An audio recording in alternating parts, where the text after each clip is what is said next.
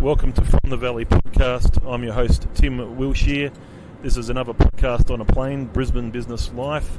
Today we're flying from Brisbane to Adelaide to basically support our mate Ben 10 Win.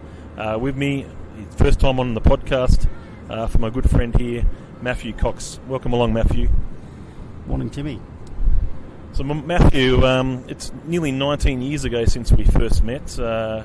When I first came to Brisbane, you were the first person I basically ran into, met after coming off the plane, effectively straight to 8 Mile Plains to the Maison de Bordeaux, whatever it was called. What was your first impression of Nicholas Wilshire's older brother? Eccentric. Eccentric. So what makes you say that? Yeah, you're just a bit awkward, a bit green. I think Timmy hadn't lived in the big smoke before from Tasmania, but Nick had always spoken highly of you and looked up to you, and you were his big, smarter older brother. And but what I liked about you from the get-go was that you were a guy that was passionate. And back then you were a massive WWE fan, so we had a love of wrestling in common. Yeah, so back in January 2000, WWE was big. It was the Attitude Era. The Rock, Mankind, Stone Cold Steve Austin, The Undertaker, Kane. We used to buy the pay-per-views, didn't we? I remember that on Foxtel. Yeah, mate. No, we used to buy the pay-per-views, and I think we even went to a WWE event in Melbourne at the time. But from memory, you even actually were practicing a few WWE moves when we get on the drink.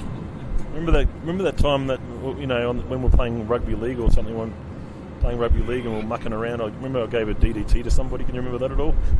You DDT'd somebody in a bloody rugby league match, which was an awkward tackle. It's a strange way of imposing your will on someone, buddy. But yeah, you did that. And another time, I think back then wrestlers were spitting on each other. I don't know if you remember this, Tim, but in promos, you'd always see wrestlers spit on each other. And so one night on the drink, we were out with another guy, Craig Archer, and we were studying to be a nurse. And this guy wouldn't hurt a fly, never had a fight in his life. But what happened was we were practicing wrestling, and for some reason, you decided to spit on him because it was like what WWE wrestlers did. What?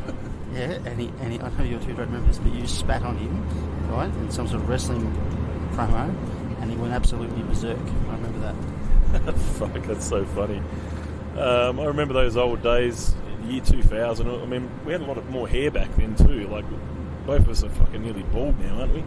Yeah, well, you're nearly bald, mate. I've still got plenty left. In fact, I actually think it's going to grow back. Do you use Rogaine at all? No, mate, I don't use Rogaine. First world problem, mate, losing a bit of hair. But as I said, mate, I'm convinced that mine will come back.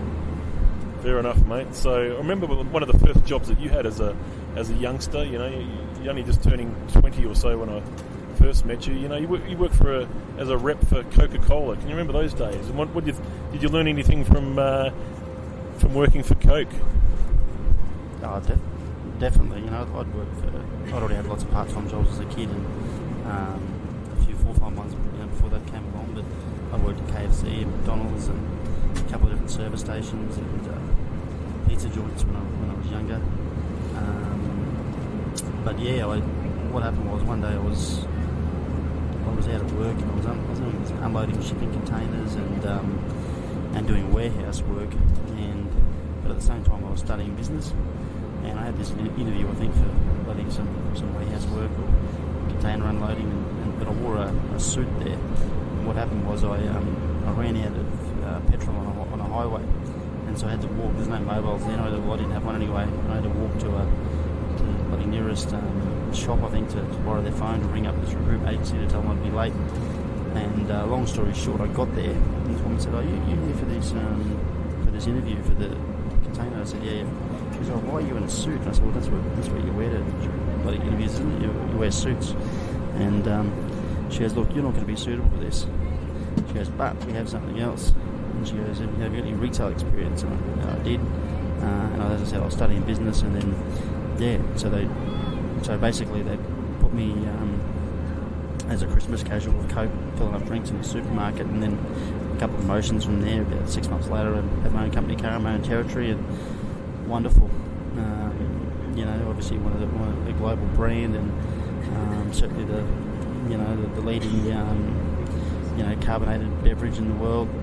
So yeah, you learn a lot. You learn a lot about standards, attention to detail, and they're really big on brand blocking and having big displays in their channels and really being imposing. So yeah, great experience.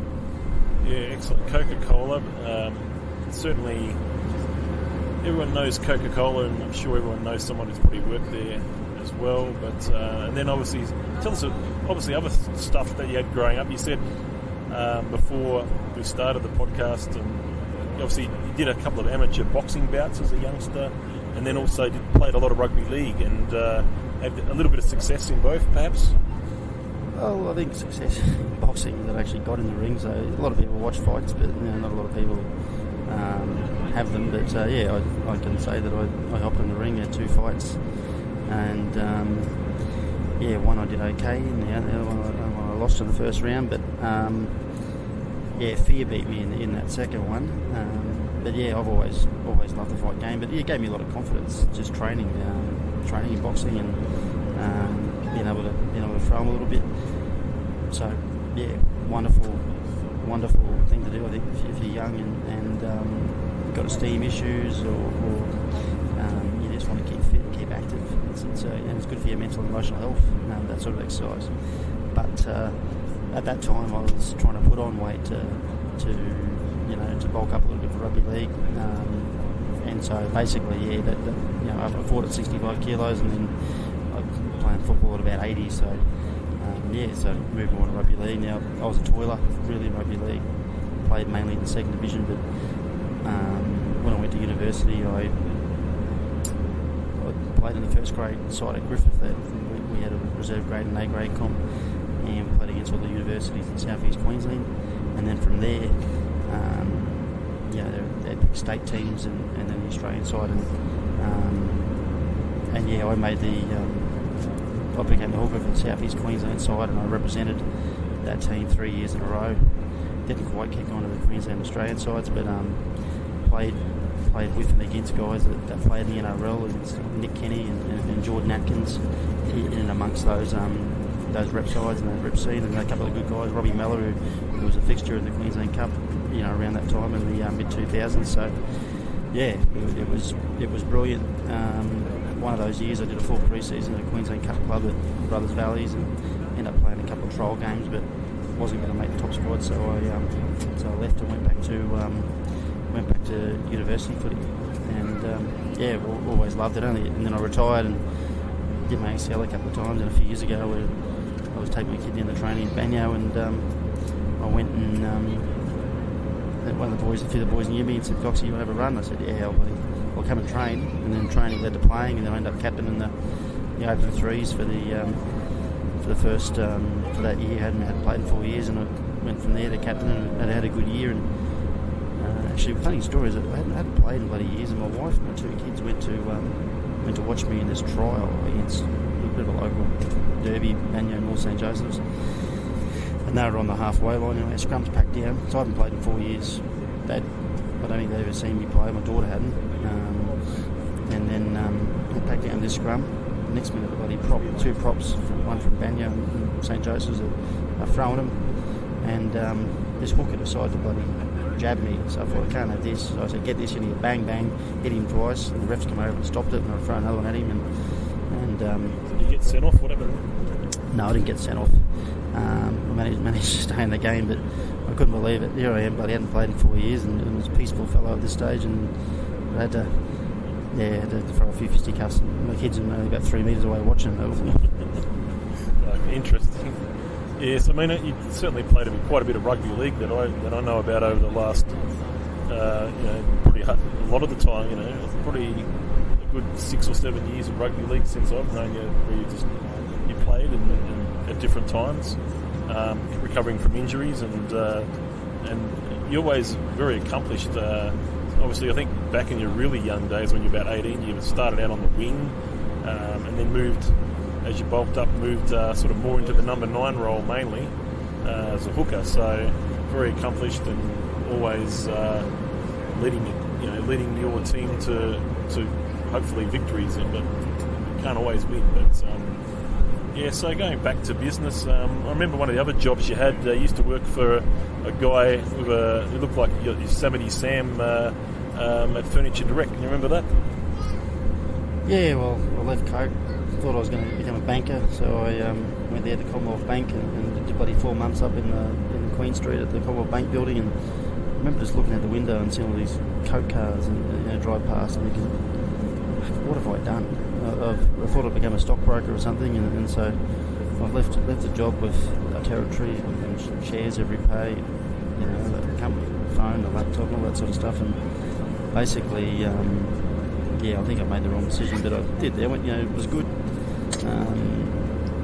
Learned a lot about just data accuracy, I guess, and administration of the bank, but it wasn't for me. And then couldn't wait to get back, working with people and Furniture Direct. So a couple of years on a furniture floor, and that really, it was good. Selling lounge suites and furniture packages and a little bit of electrical. Chandler's was merged at that point with a couple of Furniture Direct stores, so I was selling some white goods. But that really planted seeds for what I do later on myself. Becoming a retailer of my own right. Yeah, so you've been pretty much your own boss for at least 10 years now, I think. I guess if you go back to before you were 30, obviously you had dreams maybe of being your own boss. You had some great ideas. Tell me how the great ideas sort of came about that you think you could be in control of your own destiny when it came to business. Obviously, you had your degree at Griffith, very well renowned there. I think they even use you in the advertising, I think, from memory. But tell us about how it all sort of started. I think one of the first locations you set up was down at Ipswich, wasn't it? Yeah, well, basically, around 2004, I was trying to do everything I could to get back on the road in an external job, and I'd started working at Cadbury Schweppes, and I really wanted to get what I felt I lost at Coke. And so I ended up working at Cadbury Schweppes, and they were distributing Pepsi at the time, and so my Coke experience helped me get that job. But 6 months later, I got offered a gig with 4BC, and I wanted to have a cadetship as an account executive selling radio advertising. And basically, my degree was marketing at university, so that was a dream job really, to work for Southern Cross Media. But I was there a few months, and one of my clients in the Valley was a furniture retailer, and he was giving me a lot of his excess stock in small wares, ornaments, and handicraft, basically things he didn't want. What I was doing was giving him a bit of free advertising on a sister radio station, and he was giving me this stuff, said take it down the markets, and whatever we get for it will go halves. So actually your brother was instrumental in me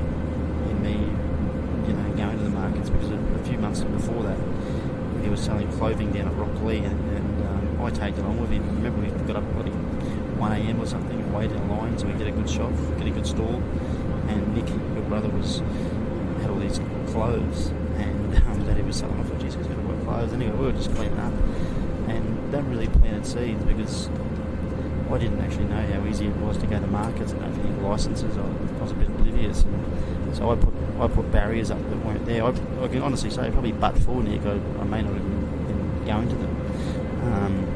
So what happened was, I got my confidence there with your brother Nick, that you could go to a market and you could make money, because it is an element of risk. You're paying for a site, you've got to buy the goods, we'll come up with the goods from somewhere, and then you've got to sell them, make a profit, and pay someone if you've got a person. So there's an element of risk there. Some people would never even undertake that risk.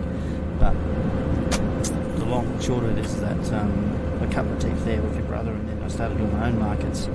And whilst I was at 4BC, so I was doing them on weekends, and I was just really, really passionate about them, and I just started to love them. And I went from selling those handicrafts to pot plants, to mangoes, to toys, to basically anything I could get that I think that someone would buy off me at the markets.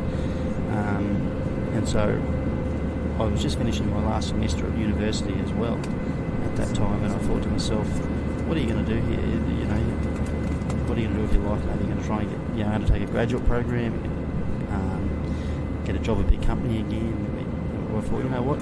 I'm going to be a professional market stall holder. I'm going to go to markets every day of the week and be the master of my own destiny.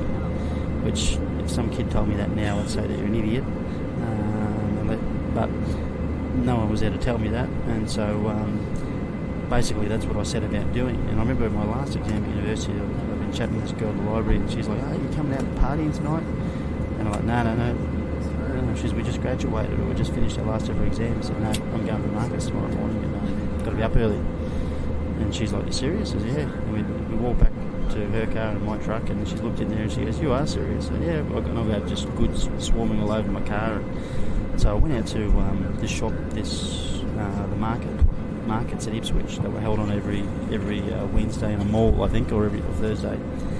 And basically I was going to get a market stall there for the day.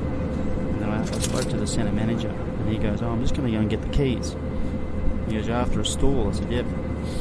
So I was waiting for him. I'm thinking, gee, this stall must be pretty fancy. It must have a canapé or something, or why does it even need a key?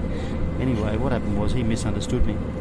He thought that I had said store, and so he's come down and opened up a shop front instead, which used to be there was a prominent jeweller, it was an Amy's jeweller that had closed, and he goes, "Is this the sort of store that you're after?" Now I had said store, and then I asked him, he goes, "How much is it?" And he said 300.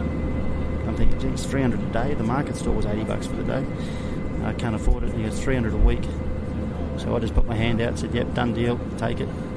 And so basically that day I put the equivalent stock that I had for the market stall in this shop, right, which was 2 tables. I had two of these tables from Bunnings, just with bits and pieces on them, and I had 1 picture. So that's what I put in this shop. And basically, I turned that market stall into what I have now, which is two retail shops and a couple of online channels. Yeah, so that's where the retail dream for you started. I mean, that's a really good story, Matt. And obviously from there, just you slowly sort of built things up over the years. And I remember you had prominent locations at Toombul for quite some time, and also Aspley before going to the hypermarket. So some great locations, but and it was mainly sort of different. So I guess some of the different things that were selling back in those days. What were the things that you were selling at your shops? Because it wasn't quite a mixed cafe shop as it is now. I mean, you were selling, obviously quite a few different types of knickknacks and stuff like that.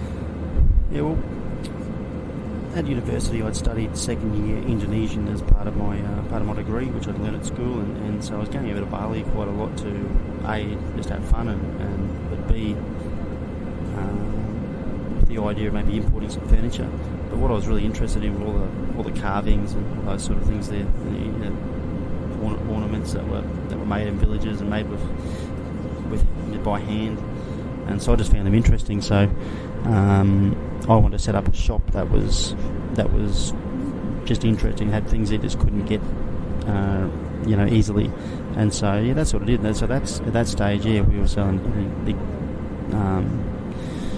carved hippopotamuses and elephants and unique bloody tables. And remember I used to buy all those giraffes. Remember that? Yeah, you did, Timmy. You had a house full of them. You've always been a good customer, which was a good one, and definitely integral to our success, which I guess I can chat about later on. But yeah, we had a really interesting story. I'd have dowry chests from India, and screens, and just a lot of unique wares, rugs from Afghanistan, Mexican pottery, Egyptian pottery, just all kinds of different things that you get in different parts of the world. But that was very niche. And then during the GFC, a lot of people stopped buying things that you didn't need, and that's really what I sold. I sold stuff that you didn't need. It was all discretionary. And I remember going to a bakery next door to me, Baker's Delight at Toowoomba, where we worked for 4 years, and also at Tagan for a couple of years too. Yep. I remember going to this bakery and I'd line up for the bloody blueberry scone, $1.55 it was back then, and then there was a line up about 6 deep, and the girls behind there, they were notoriously rude, and they weren't liked by other retailers and soundings that were bloody rude, but I just couldn't believe how busy this place was. And I thought, these guys are fortuitous in the sense that they're selling something that people need. They need food and beverage. They don't need, and as I said, and they weren't even friendly, but yet they were busy. And I just said to myself, you backed the wrong horse here, Matt. You need to do something else. So, but I didn't realise that I'd actually end up doing it. I just thought that I'd backed the wrong horse. But yeah, lo and behold, as a bit later in the track, I'd be selling food and beverage, and that'd become the biggest part of my business. Yes, so I remember, it's actually 7.5 years ago now that we're laying the floor at the Aspley hypermarket. I remember the Bengaluru guy was laying it down and then going back and satisfying his family. But yeah, I remember that 7.5 years ago, laying the floor at the Aspley hypermarket, where the dual operation started with a cafe food and also the homewares all in one, and always a big risk to try something new, but you'd done your research. You obviously made a comment that you had a way of sort of making it work. Prior to that, the most you'd probably really employed was a couple of people before you started that, and now here we are 7.5 years later, and certainly over the last 2 or 3 years you've got to payroll, nearly 25, 30 people sometimes. Yeah, definitely. You mentioned the word risk. I was a punter by nature, right? And I gambled when I was a young kid. I grew up in a racing family, and it was a pastime with the family, and something that's being competitive that we could always enjoy. But along the way, though, I got addicted to it. So I became addicted to gambling when I was a young kid. From about probably 15, 16, when I was punting at the tab by myself. All the way up when I was sort of 22. And this Tim, when we go to casinos, you and I used to have this thing we used to call the Confederacy, where we tip in money each and play blackjack for hours on end. And I think that some of those times, if you actually won, I think you won about 1,100 at bloody Jupiter's Casino one night. But that was probably one of the only times I can ever remember walking out of a casino with money. But yeah, I was a terrible gambler, and I was on the cusp of becoming a degenerate, and so I had to stop it. But unfortunately, what had happened for me was I had got a real my credit rating, and I'd lent money everywhere, left, right, and centre when I had those jobs that we were talking about earlier on, and I never paid back loans. I'd lost all the money, and so I couldn't borrow money again for a while. So, for those of you guys don't know me, but I haven't had a bet now in 17 years. How I've done that is by attending Gamblers Anonymous, and I'm a regular GA member, and I chair a lot of meetings over at my home group at Mount Gravatt. And as I said, 17 years gamble free, and since then life's a whole lot better. But the good thing is that I can borrow money again. So in 2001, I think it was the last time that I had a loan, prior to 2009, when I needed to get some money to start this cafe business that I wanted to amalgamate or integrate into my homeware setting. Because as I said, people didn't need a lot of things that I was selling, and I started transitioning into selling big furniture items, because I had a big shop over at Robinson Road, Aspley, and then I got another 200 square metre site, the hypermarket, and so that. I quickly realised that we went there and trialled it as a homeware store. I wanted to trial the centre. I quickly realised that there'd be an opportunity there in food, because it's one of the few centres that I've ever been in. And having worked for Coke and Cadbury, I've travelled to a lot of centres in South East Queensland, and the hypermarket was one of the only centres that I'd identified where it had a couple of entrances, but all the food and beverages was on one entrance. There was absolutely none, zero, on the entrance where I had this shop. And so I thought, geez, if we could actually have a food and beverage business here, we'd clean up and do well, and we did. And so we set that up. But yeah, I didn't have any money back then, so at that stage I had an $18,000 credit card, right, which was massive because I couldn't, as I said, it took me 7 or 8 years before I could borrow money again. The ANZ finally started lending money, and I went and saw this banker over at the branch, the business banker, and he said, "What do you want to see me, Matt? You want to double your credit card?" I said, "Yes." And he goes, "What do you want that for?" I said, "Well, I want to set up a business." And he goes, "Well, you could do a business loan, but a bit hard to get." And I said, "No, just don't worry about that. Just if you can." He goes, "This would be a relatively easy way for you to get finance." Because the bank were happy. I mean, there's got a 21% interest rate card, and so they lent me he said to me, "Are you telling me that if I lend you $18,000 that your business is going to grow?" I said, "Yeah." So we turn over $200,000 a year at the moment, which is what I had in just a little gift and homeware store. And he goes, "What do you anticipate?" I said, "I think we can double our turnover.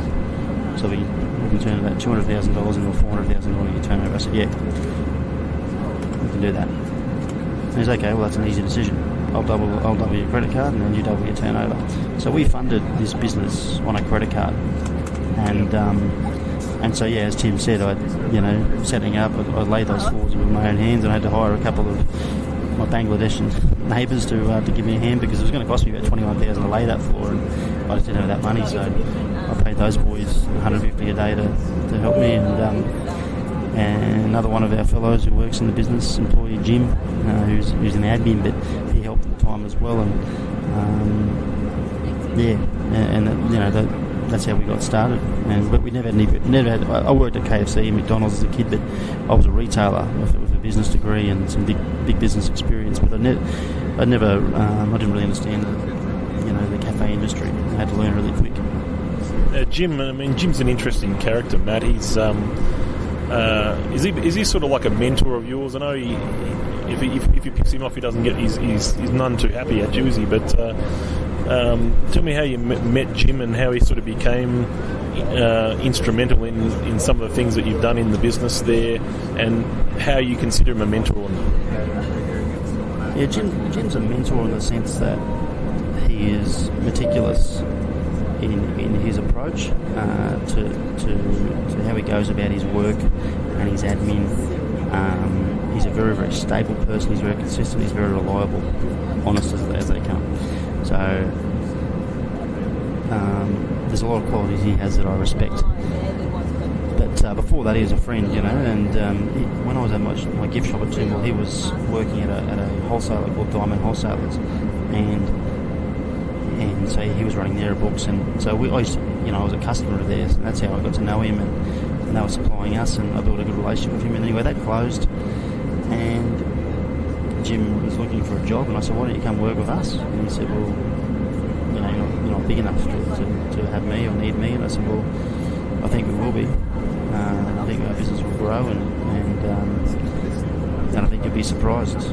And so, anyway, Jim had come from Arnott's. Well before that, he had a state role with Arnott's in finance, payroll, both, and so to me, even though he was old, I just thought he was a massive coup. A lot of people diminish experience really quickly. And as I said, he's old. When I say old, he's just older, and he couldn't get a job, and I just thought that was just bizarre. And so for me, it was a real coup to get someone like him to come and work with us, and it turned to be a very good decision because he's been with us ever since, and he works out of our office now, and we've grown. We've got 2 sites and 2 online channels and a small wholesale division, and he, along with having very, very good accountant and a good professional network, having someone like him in the business that we employ to keep our paperwork system, all our admin up to speed has just been an absolute foundation, a pillar of our business and people to its success. Yeah, okay. I guess another thing really, Matt, is as being an accountant, I do see a lot of retail businesses, and I do see and have seen a lot of mixed results in this space, especially when you look at the last 10 years. In the last 10 years, we've sort of told your story a bit to give you an idea where things are at the moment. But what do you think is some of the secrets that you've had that you've been able to employ a lot of staff, be able to get a lot of customers coming in and out the door? They obviously like your product, they like products, they obviously like your cafe experience, they like your lunch restaurant and breakfast over at Sandgate, which is Mount Thomas Sandgate store, is really a flagship, great location. Obviously a great decision to have that location, Matt. Any other secrets that really make you stand out from your competitors? Because I think if you look at your competitors, about 70 or 80% of them, certainly aren't on your level. Yeah, well, thanks, Tim. I appreciate that. Mate, business is incredibly tough, but and it's simple yet complex. Okay, so simple, you can say, well, this is about good customer service, having good quality service. Very, very simple, but there are lots of ingredients that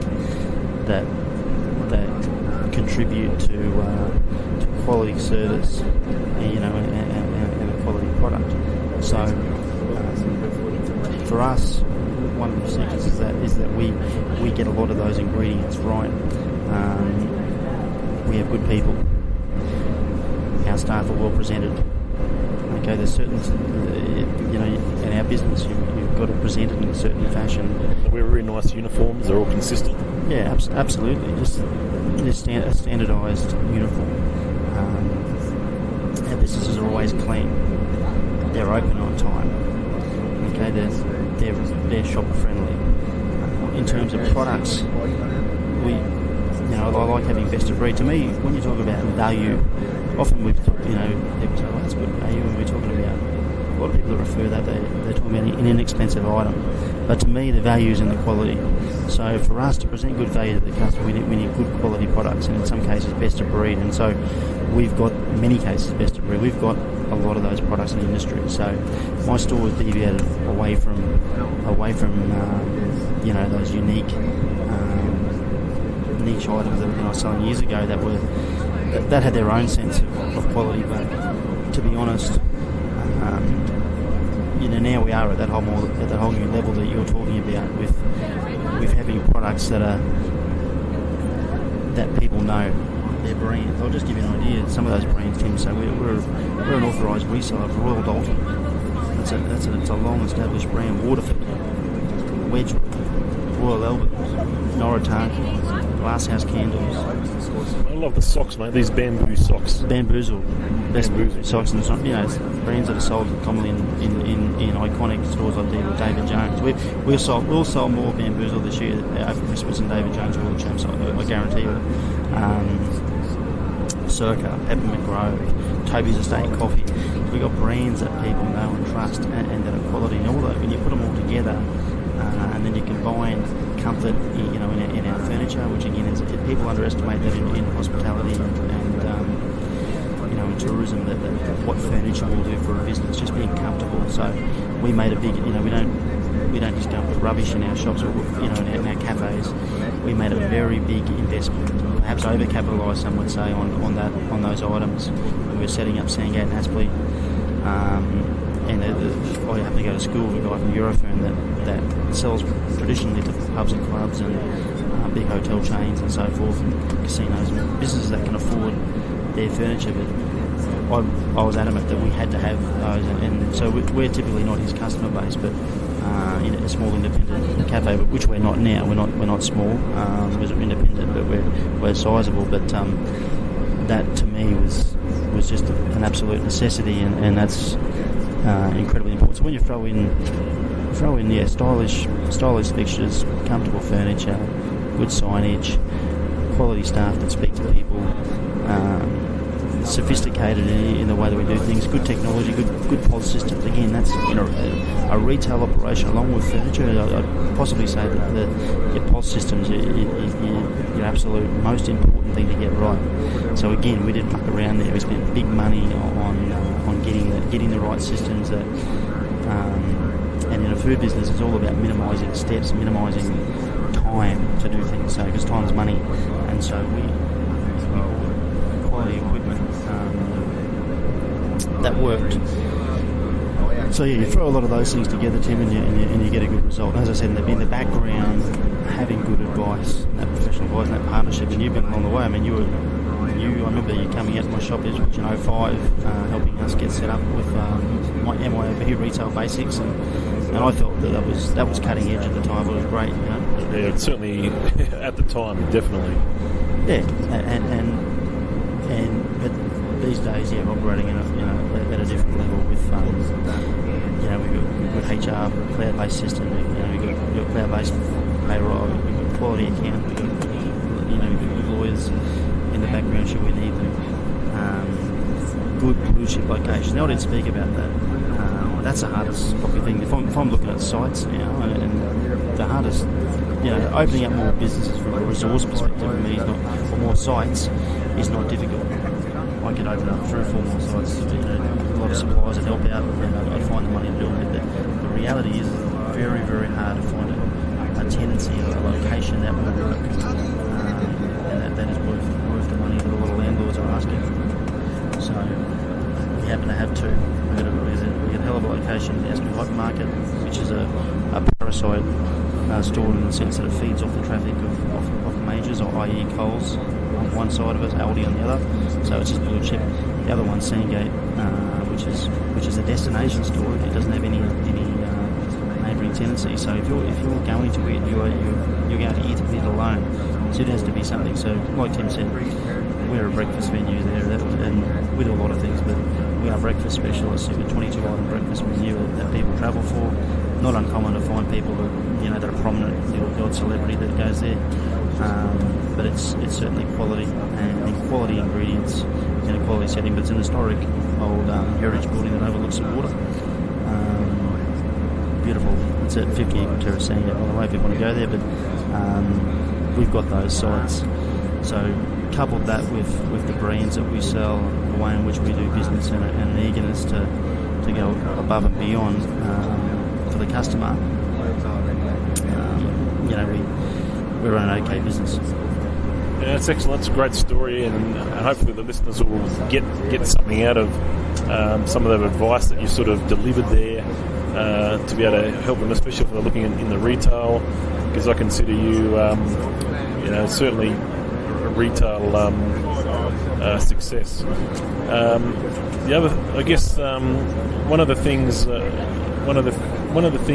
guess wanted to share with the listeners today is a few of our bits of on our journey as mates over the last 19 years nearly. I got married in 2013 in Vegas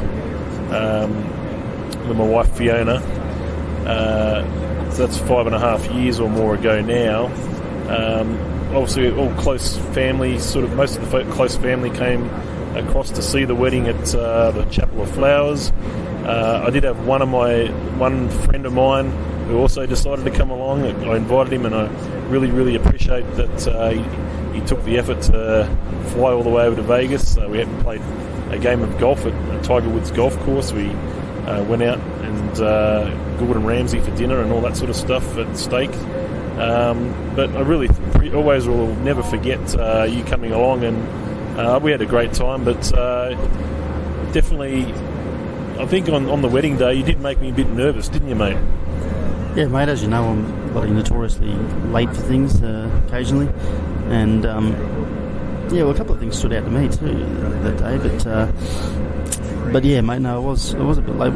What happened was, I can't remember what we were doing that morning. I think we went out for breakfast at the Mirage, I think. Yeah, we went out for breakfast at the Mirage and a coffee over at Starbucks there, and that was all good. But when we got back to the hotel, you and your brother started putting on a bloody tuxedo.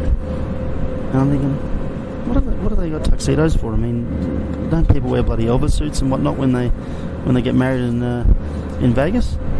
So I remember specifically being in my room before I packed, and I put I'm thinking, what do I got to take here? So I put a business shirt and some chinos in my bag, and I'm thinking, doesn't matter if you're a bit overdressed.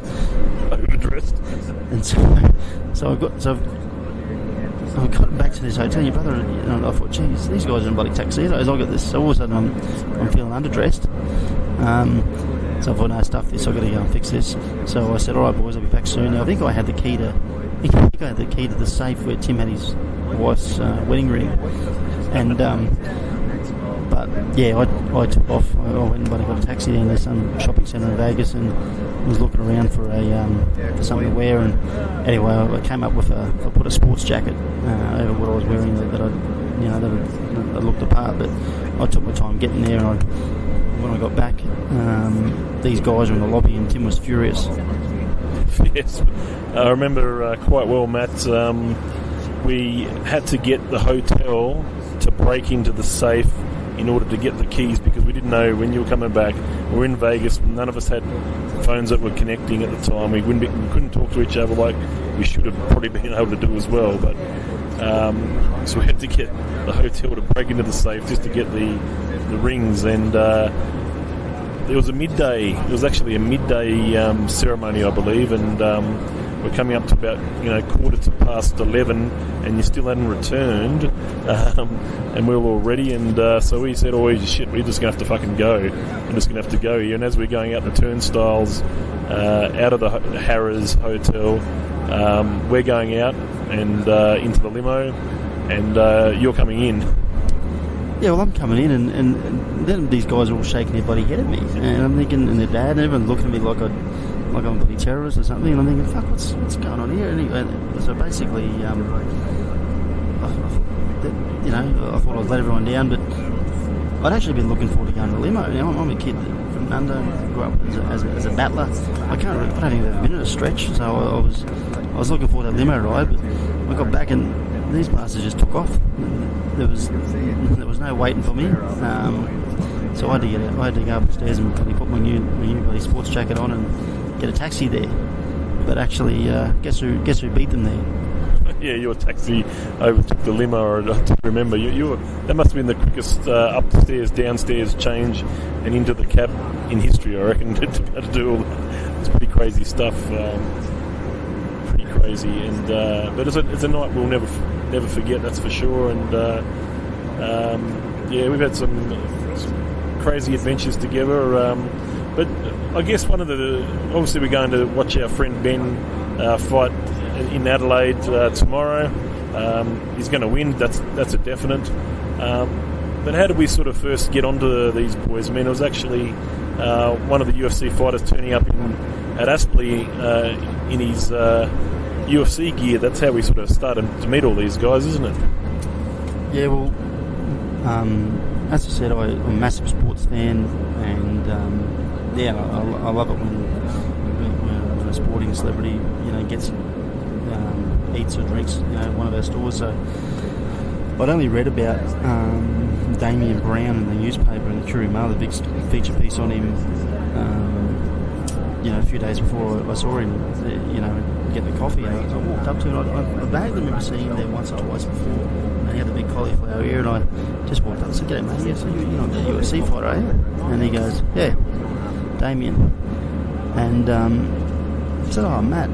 And I said, "I own the place." He goes, "Yeah, I've been drinking coffee here for years." And so I just hadn't come across him, and so not always in that side of in that department.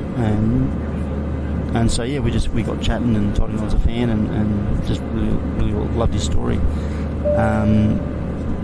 And so yeah, so that started a friendship, and then we offered Damien minor sponsorship where he can come and eat complimentary, and we're looking after him with good healthy food during his fight camps, and coffee for him to relax, and for his wife. And so basically developed a bit of rapport. We went over to Auckland to watch Beatdown fight over there, and at the hotel there I caught up with him and introduced him to Tim, and then that started a friendship with Damien. Tim's you got to understand. You guys that don't know Tim. Tim's an absolute historian when it comes to things he's passionate about, and a fanatic, and so he's like a big kid actually. But if it's not golf, all of a sudden he'd never played golf, and he started playing golf, and he could recite 20 years of golf history to you. He got married to a wife, listened to Triple J. Tim had listened to bloody B105 his whole life. Now he's a muso and starts going to music festivals every year and Splendor in the Grass and all this sort of stuff. So this guy just, it was WWE before that, and bloody, it's basketball. Now it's before that he's still in a bloody fantasy basketball league, but now it's the UFC, and so for Tim to meet a real life UFC star, it was a big deal, and so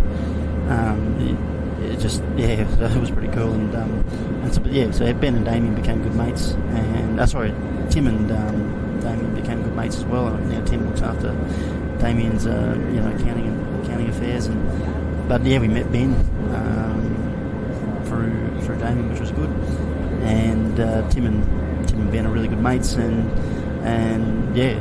likewise Benny's a mate of mine, and he comes in too. We've got for him the same sponsorship, so it's great. It's just great to see these guys living out their dreams, and just the courage is to actually get in a ring in front of thousands of people with nowhere to hide. Once that cage is locked,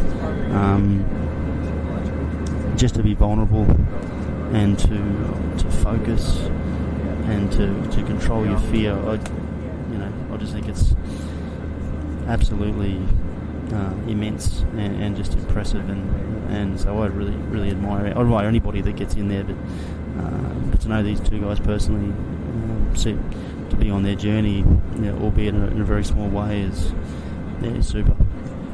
Yeah, it's we've had both of Ben and Damien on the From the Valley podcast. They have given us some really good stories, some good insights behind their background. You should listen to those podcasts. I think you might get something out of them. But they are very good guys. But it's great to support them. This is actually, have you been to Adelaide before? This is the first time I've ever been to Adelaide. No, mate, I've never been there, and that's the other great thing that as we've gotten older and friendship, and we're both established in our careers, that we can afford to go and do this, go and stay in good hotels and fly down and get good seats, and they're all blessings, and they're things that I don't lose sight of. And so no, I've never been here, but can't wait to get there and just have a look around the city, and again it's extra special in that we'll catch up with these guys down there and before they fight or before Ben fights, and just adds another level of intrigue and just adds a lot more excitement to it, knowing that one of our mates, it was not that long ago over at our house playing bloody backyard cricket with us and mucking around the backyard and we watched a Conor McGregor fight at my house actually, and before that Damo was over playing backyard cricket. So these guys are good mates, and just to be over there and then I'd go anyway. As I said, I love sport. I'm just absolute sporting nut, but so when one of the guys there on stage, it's phenomenal. Yeah, phenomenal indeed, and I mean it's a huge weekend of boxing, as well as 2 UFC events on this weekend. We were at Suncorp Stadium last night, Matt. Mundine versus Horn. Very intriguing, name versus name, because both these guys are big names in Australian boxing. Very late sort of start. I mean, I think I lost $100 on the. We didn't have a bet, but I lost the that. Sipping and hopefully the fight was going to start a bit earlier, but it didn't end up starting till about 10:30. But 10:32 p.m. fight was over. Horn knocks out Mundine. Just precision boxing, getting on him early, and Mundine just had no answers. What's your take on the fight? Look, to be honest, just a great spectacle. Jeff first Pacquiao there was massive at Brisbane. So just the fact that it got put together, was great. And I don't know if there's any other fighter in Australia that Jeff could afford that 35,000 people would have gone and watched. And I've been following Choc Mundine since the late 90s. I used to play rugby league with a fellow at the back end of his career called Darryl Duncan, who was a Rothmans medal winner in Brisbane, and he knew Tommy Rodonicus back. He was coached by Tommy, and Tommy coached New South Wales. So Darryl got us into an after party in the late 90s. New South Wales Origin after party, and Mundine had played in that series, and a non-drinker, and as I was pretty much at the time, and so I spent about half an hour with him at this after party. A little guy in a beanie, who I asked him what the time was. He was sitting away from the New South Wales players. This was at City Rowers in Brisbane, Eagle Street, and I just got chatting to him, and I was just blown away by this guy's humility and just beautiful smile, and very different to the Mundine that people talk about, and the guy that puts on a persona to build up his fights. So yeah, got to know him there personally, and on that night, and then I've just followed his career ever since. As a young kid, I bought his first pay-per-view against Sven Otke, which back I think it was about 2001. That was a big investment for me to be able to do that, and I've just been following him ever since. So I've never been to one of his fights though, and in my circle, I'm probably the only guy I know that likes him, but I just love him. I just think he's a freak. He could have been a basketball player. He was just a genius footballer, as a lot of Indigenous are. Just so exciting to watch, and as a boxer, just beautiful, silky skills, and just so evasive, so hard to hit, so fit. 43 years old, always a massive ask against Jeff. Yeah. To be honest, what I really enjoyed about that fight last night was just the fact that it was on, and I loved the ring walk from Mundine when he came out with a few different Indigenous songs, and Treaty, like for Indy, James Robert, Jimmy the Jet, the Brisbane Centre, carrying the flag on the way out, and just seeing Choc happy. It was just to me, it was a celebration of what he's done for the sport. I mean, he got boxing on the map again. It was dead when he came along. Jeff Fennick had long retired. We had no one else of note. Kostya was done, against Ricky Hatton. So we didn't really have a sport. So he's just revolutionised that sport here in Australia. That's irrefutable. Massive fan of Mundine. I just love the fact that he doesn't drink, doesn't smoke. Great role model for the Indigenous, and it was what I noticed last night was the amount of Indigenous there that were there to watch, and just kids and adults that had someone to look to, and he gave them some hope, and yeah, he made it, and he's very successful. He's been very smart with his money. That's what's well noted, and to me, he's someone that you look up. That he's someone for them to look up to. But yeah, Jeff power punched, too big, too strong. Just that was always what I thought was a danger to Choc. That if Jeff hit him and got him, and geez, he got him early, and that was all she wrote. That was a great spectacle, very well summed up there. Obviously, a fight that we've been looking forward to for a long time as well. On Sunday as well, Matt. We've got two unbeaten heavyweights. We've got Deontay Wilder, we've got Tyson Fury, the lineal heavyweight champion. There's a lot of intrigue around this matchup.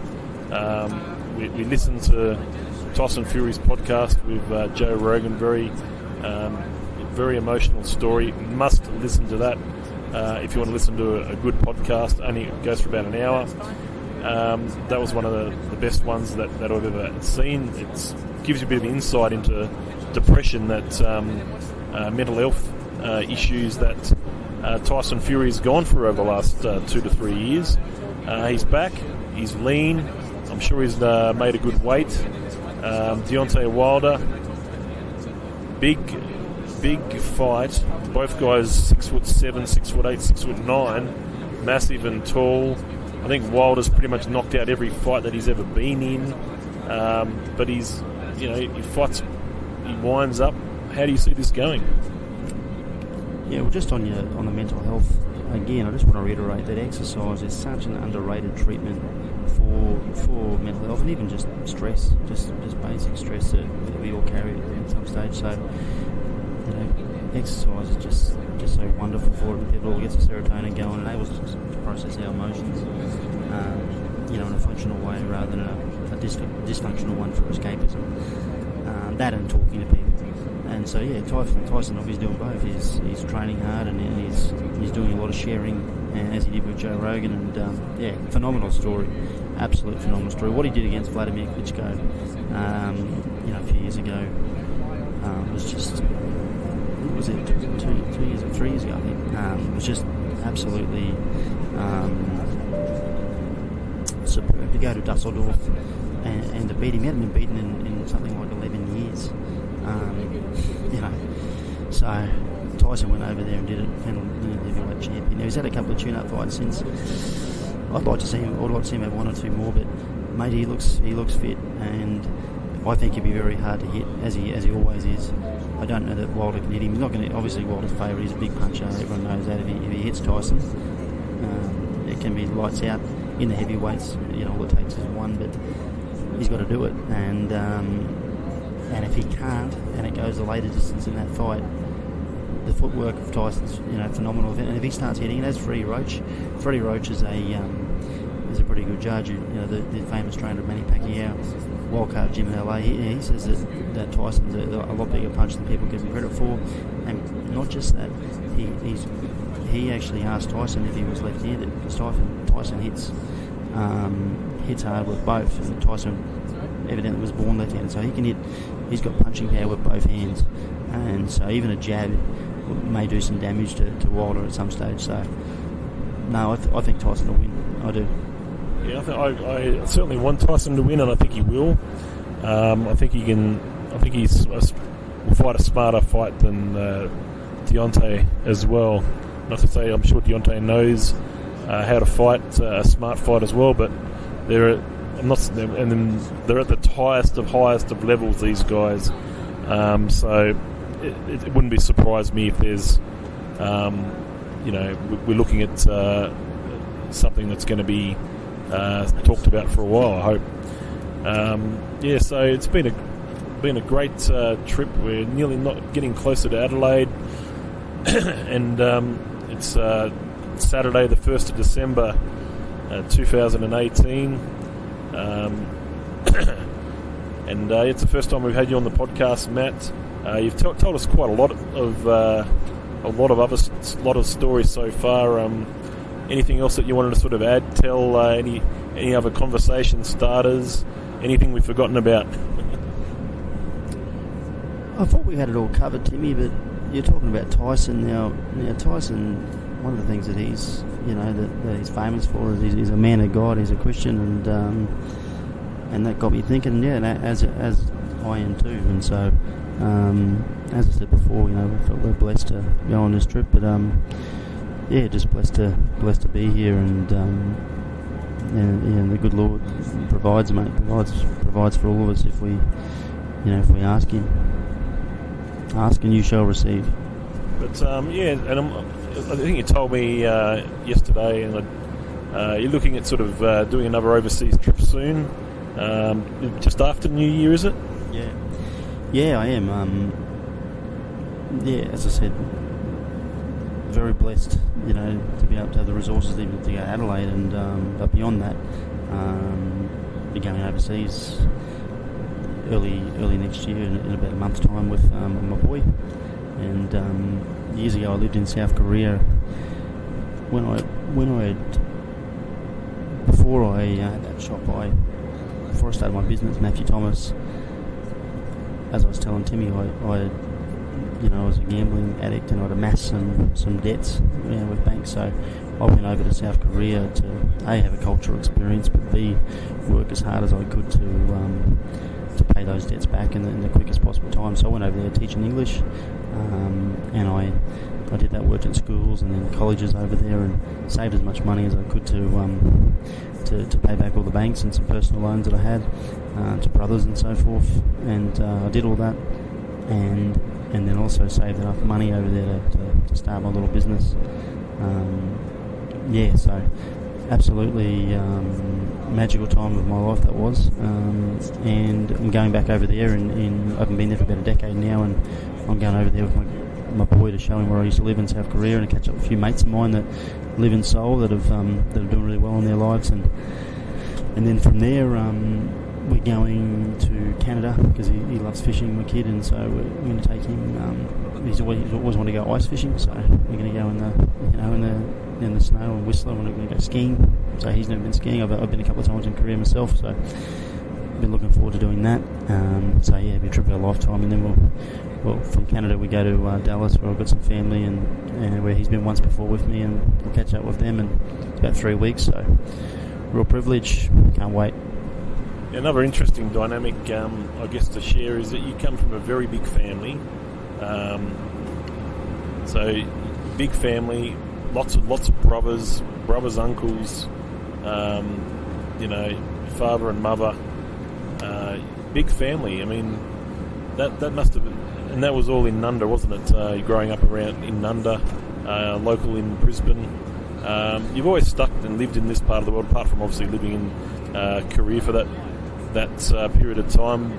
But growing up in Brisbane, what are the things that you really like about Brisbane as well, and family life? How did that sort of all develop in Brisbane for you? Yeah, well, I was raised by my grandparents. They raised me as their own son. They had 7 boys and a girl. The girl was my mother, my biological mother, and she had me pretty young. She stayed in the house with her parents, i.e. my grandparents, until I was about 4, and then moved out, and I didn't really want to go. So as a young kid, I grew attached to my grandparents. So they decided, and we'd all decided that I'd stay there, and they'd raise me as their own kid. And so I called them mum and dad, and I was completely blessed. And it was my mother who was the father I was incredibly close to. He was soft and compassionate, wise, and a strong man, and just so caring. He was a steward in the Navy for 25 years, and then we had about 5 years at a spastic centre here, where he was working with the disabled. My mother was a strong family woman, a woman of God, who made me go to mass every week and always praying to Mary and the saints. And so she's had the biggest influence on me in my life, purely because of the fact that she introduced me to Jesus. And so I was completely blessed and fortunate to have been raised by them. And I've never really ever thought about who my biological father was, other than the fact that I just maybe want to know about origins. But I had a very good life with my grandparents. And my young mother, who I still refer to as my mum, she's done well. She's a mental health nurse and a functioning member of society, and I'm close to her and respect her. But completely fortunate to be raised by my grandparents, and who I called mum and dad, and they both passed on now. But they gave me a great life in Nunda. Very, very humble beginnings. Nunda in Brisbane now is a very trendy, affluent suburb. It wasn't back then. She was rough, and we came from a family, rugby league family, punting family, all did a bit of boxing and so forth. And so it was a rough part of the world, but really great. But as Tim said, I've lived overseas. I've travelled overseas to a few big cities as well. Educated, and a lot of my family have kicked on and have done travelled and worked for some big companies, and have done some good things as well. But Brisbane to me has changed. To me, it's a global city. I mean, you've got World Cup events here in rugby, soccer, international cricket games. You've got the Brisbane International. So my brother Nick, he questions whether Brisbane's a global city. Nick's kidding himself. I mean, he lives in Shenzhen. No one's heard of it. It's a dump. Why would you want to live there? Anyway, going back to Brisbane. No disrespect, Nick, but he always says, "Why would you want to live in Brisbane, Matt?" I said, "Oh, I don't know, Nick. Clean air. That's probably a good start, isn't it?" But Brisbane's beautiful, and she's growing. A couple of million people now, and great dining. It's clean, picturesque. We got some world class, events. South Bank's a world class facility, so as well. Lots of business, vibrant CBD, vibrant satellite cities. Newstead in the Valley, really, really prominent. And I live close enough to the city. I grew up in Down Under and got property in Banyo, and so really, really happy to be a Brisbaneite, and we're very lucky over here to call this place home. Yeah, that it is, mate. I always find with Brisbane too, then we said this quite a bit on the podcast and other podcasts, it's a very small town, Brisbane, isn't it? Because it really is like 2 degrees of separation. You're always running into somebody you know. It seems like a small place. Even at Suncorp Stadium, you got 35,000 people there, and people just a couple of rows across. You just you didn't deliberately buy tickets near them, but they're in a bunch of your Facebook friends that you know. You see Shane Webke, Lottie Takiri, Andrew G last night at Suncorp. I mean, you must admit it. I mean, it's a small town, isn't it? Yeah, it is.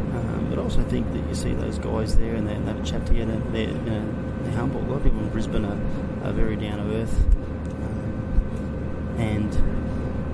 but proud too, I think, as well. And so we're not known for being egotistic or snobby. But I mean that's an event that that's world class. 35,000 people there. So likewise, I ran into a lot of people I knew there, and those sporting stars that we recognised. But definitely a small place. Geographically, it's big. It's one of the biggest.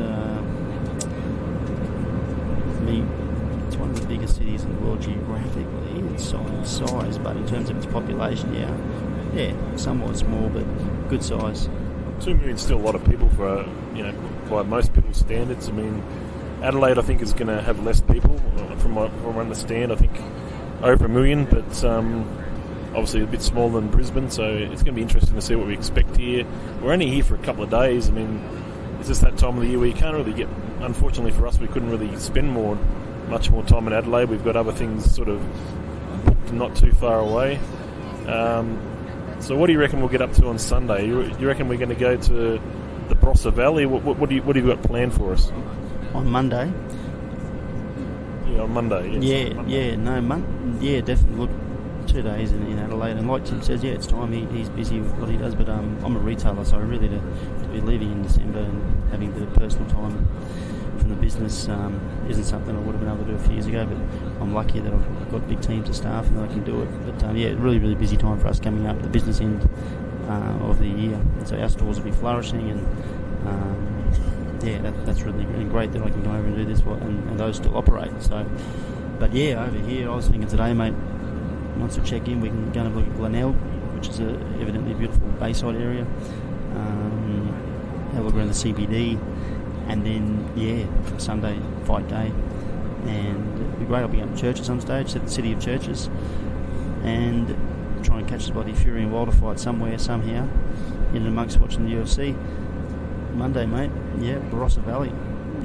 So, one of my venues, we sell Ango wines and for a lot of them in South Australia, so I'm not sure if they're situated in Barossa Valley or not, but really, really famous for wine, so I can't wait to go and just have a drive, and probably more than anything, out in the city and just check out the scenery. I mean, Australia is just so diverse and and massive, and we're so blessed to have so many great places and to go. Certainly it's going to be an interesting couple of days. The weather's, I think, is going to be about pretty hot. I think it's going to be at 28, 29 today, maybe 30. So it's not going to be too much different to Brisbane. It might be a bit of a dry heat as opposed to a humid heat. So it's going to be, it's amazing. We'll see what it's all about. Staying at a nice place in the hotel, Pullman Hotel. I wonder if we'll run into that Richie Vass again. We ran into Richie, buddy. That's a good thing, mate. You get around these places, and we're the sort of guys, mate. We don't. If we see someone, we go up and say good day and make the most of it. And poor Richie Vass was just having a sauna to himself over in Auckland, and I said to him, buddy, Richie, he used to be in the UFC, and he's a bra boy and a bit of a surfer, and so Richie, mate, we had a good chat with Richie in the sauna about half an hour, and who knows? We'll run into the Pullman, mate. Buddy. run into someone, surely. Yeah, I was going to give you a plug actually before finishing up. So obviously not this weekend, but the next 2 weekends, the next 2 Saturday nights coming up. So that's the 8th and the 15th. Matthew Thomas Sandgate will be open for dinner, I believe. Special seating and booking arrangements, is that correct? Yeah, 15th and 22nd. As I said, Timmy, we're a really prominent breakfast venue and lunch venue, and but occasionally during the year we'll open up at night.